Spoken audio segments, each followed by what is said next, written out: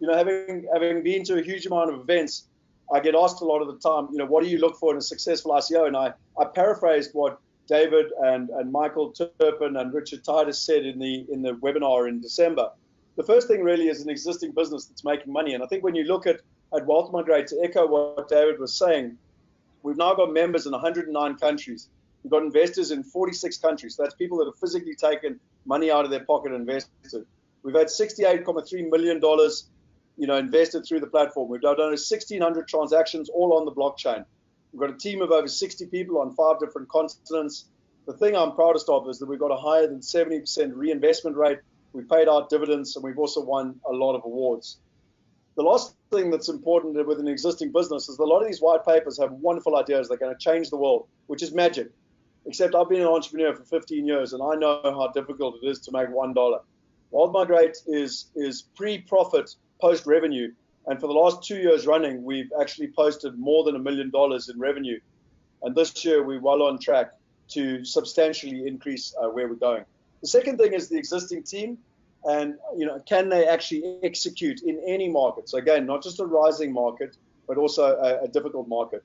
And I think one of the things that I'm most grateful for, and you can see David is here as one of the advisors on the board. You've got Justin Clark, that has run marketplaces in 18 different countries and been doing this 20 years. Martin Freeman, that's one of the most experienced people in fintech in the space and moving to New York. Joy Scoffler is one of the top 10 ladies in fintech in America. Paul Nadira has been globally recognized for more than 10 years as Mr. Compliance, running the oldest equity crowdfunding platform in the world out of Australia.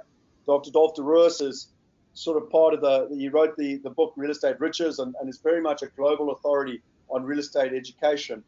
Henny and Peter Feenstra are not that well known, but are extremely wealthy based on their 30 years plus experience in international real estate and specifically commercial real estate. And then Michael Turpin, Richard Titus, and David are all assisting us primarily in the blockchain and setting up a decentralized company like he spoke of.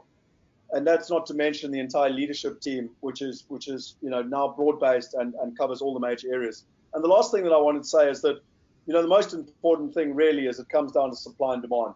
There needs to be mass adoption and demand of what you're looking for. And, Peter Diamante says the world's biggest problems are the world's biggest opportunities. No matter where you travel in the world, the wealth gap is a problem. Income inequality is a problem. The middle class is had enough of working hard, paying taxes, and not being able to retire. And it's a massive problem. And wherever that massive problem exists, equally a massive opportunity exists. And that's why we've had such tremendous growth. If you look at our growth in members, we've been growing over the last 12 months by 1.93% per day, 63.9% per month. And what's interesting, we haven't even finished January. We've had more people sign up in January 2018 than we had in the whole of 2016. If you look at this, Kevin kindly did this for us. This is a map of where our members are based around the world.